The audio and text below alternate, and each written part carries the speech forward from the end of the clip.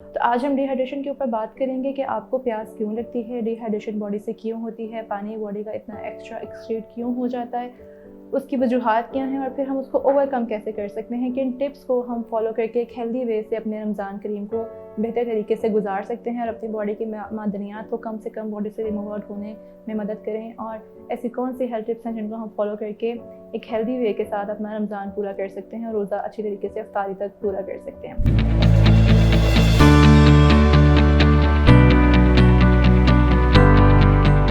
अस्सलाम वालेकुम, मेरा नाम लाला रुख मलिक है और मैं as a consultant dietitian Lahore के हॉस्टल में अपनी सर्विसेज प्रोवाइड करती हूँ। आज जिस टॉपिक पे मैं बात करने लगी हूँ वो तकरीबन मेरा नहीं आप सबका एक इंतहाई अहम मसला है। रमज़ान करीम के एक बाबरकत महीने के अंदर हम लोग तकरीबन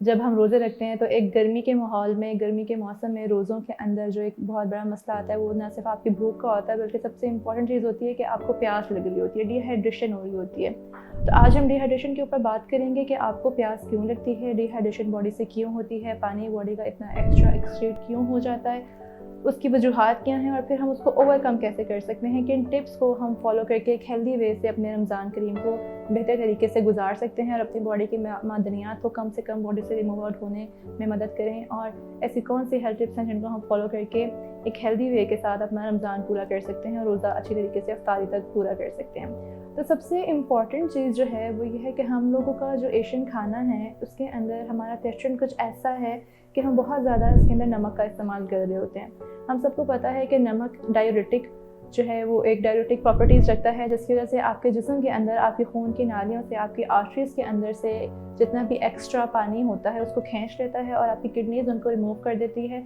और बहुत ही जल्दी जब हम बहुत ज़्यादा नमक वाले खाने इस्तेमाल कर रहे होते हैं तो हमारी बॉडी से तकरीबन 11-12 बजे के करीब तक तकरीबन हमारा आधा पानी जो है बॉडी का वो एक्सक्रीट आउट हो चुका हुआ होता है। और ज़ाहिर है जब वाटर एक्सक्रीट होता है थ्रू यूरिनेशन तो वो आपकी बॉडी से बाकी के मादनियात को भी निकाल देता है, आपके ग्लूकोज लेवल्स भी कम कर देता है, जिसकी वजह से आपको डिहाइड्रेशन हो जाती है और डिहाइड्रेशन की वजह से आपको जनरल वीकनेस का सामना करना पड़ सकता है। और ये कुछ कंडीशंस के अंदर बहुत ख़तरनाक भी होती है। फॉर एग्जांपल जो डायबिटिक पेशेंट्स हैं या फिर जो शुगर के मरीज़ हैं उनके अंदर से जब एक्स्ट्रा मादनियात और शुगर लेवल्स निकल जाते हैं तो वो हाइपोग्लाइसेमिक कंडीशन में जा सकते हैं। और मैं ऐसे बहुत से मरीज़ देखती हूँ जो हाइपोग्लाइसेमिक यानी कि शुगर की कमी की वजह से जिस्म का कांपना और इस किस्म की कंडीशंस और सिम्टम्स की ज़्यादती की वजह से अपना रोज़ा उनको तोड़ना पड़ सकता है। तो इन चीज़ों से बचने के लिए ज़रूरी है कि आप कम से कम नमक इस्तेमाल करें। कोशिश करें कि अपनी ज़िंदगी से नमक का इस्तेमाल बिल्कुल ख़त्म कर दें। ख़ास तौर पे सहरी के अंदर नमक की जगह आप उसके डिफरेंट जो है अल्टरनेटिव्स उसको इस्तेमाल कर सकते हैं।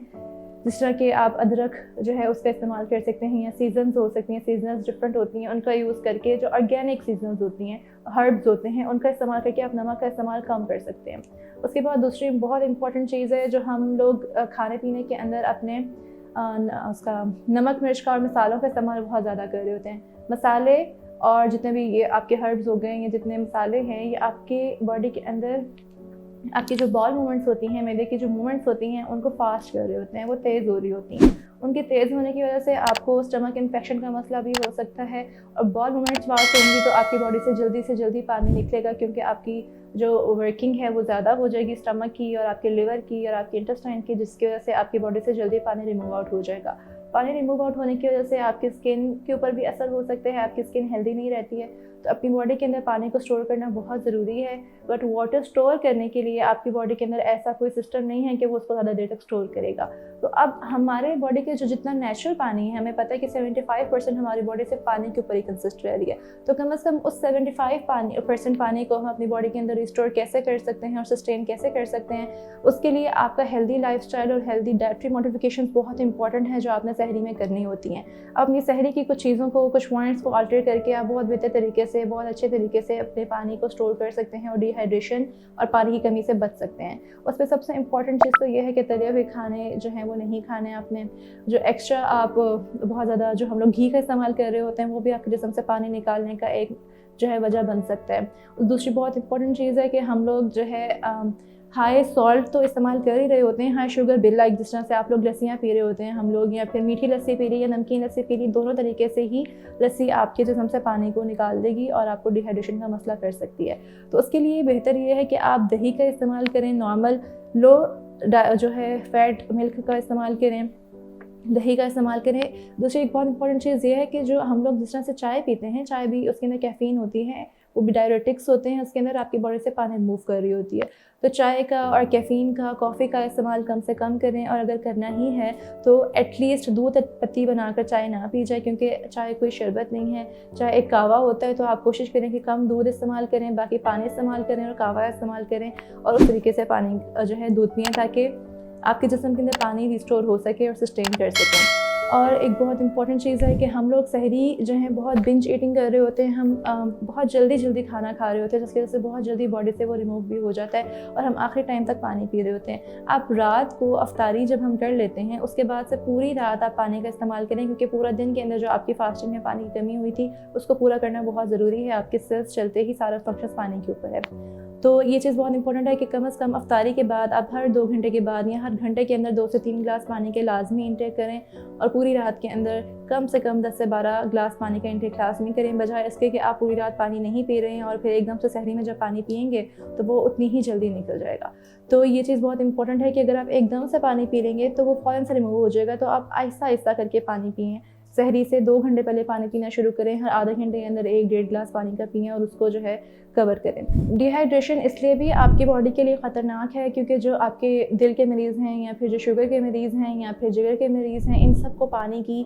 कमी या मादनियात की कमी जो है उनके ब्लड प्रेशर को हाई कर सकती है, और ब्लड प्रेशर ज़्यादा होने की वजह से आपको स्ट्रोक्स का मसला भी हो सकता है, जो कि बहुत ख़तरनाक है। उसको ओवरकम करने के लिए एक और बहुत इंपॉर्टेंट फैक्टर जो हम स्किप कर देते हैं, जो हम भूल जाते हैं या निगलेक्ट कर देते हैं, या फिर हमारी मिथ्स ऐसी बनी हुई हैं वो अबाउट हमारे हेल्दी फैट्स के, आपने जो नट्स का इंटेक है वो लाजमी करें। सुबह नट्स कम से कम एक मुट्ठी के बराबर, यानी कि एक हैंडफुल ऑफ नट्स, जिसके अंदर आपके 5 से 8 बादाम आ जाते हैं, 1 से 2 अखरोट आ जाते हैं, या कोई भी उसके अकॉर्डिंग जो भी नट आपके पास अवेलेबल है वो आप सुबह के टाइम पे सहरी में कम से कम लाजमी उसका इंटेक करें। नट्स जो हैं उनका बॉन्ड स्ट्रॉन्ग होता है, वो आपको फीलिंग ऑफ फुलनेस देता है और हेल्दी फैट्स प्रोवाइड करता है। हेल्दी फैट्स आपके इंटेस्टाइन, आपकी आंतड़ियों और आपके जो जितना भी डाइजेस्टिव सिस्टम है उसको एक हेल्दी तरीके से, स्मूथ तरीके से मेंटेन करने में मदद देते हैं और आपके प्रोबायोटिक्स को स्ट्रॉन्ग करने में मदद देते हैं। तो इनका इंटेक लाजमी करें सुबह के टाइम पे।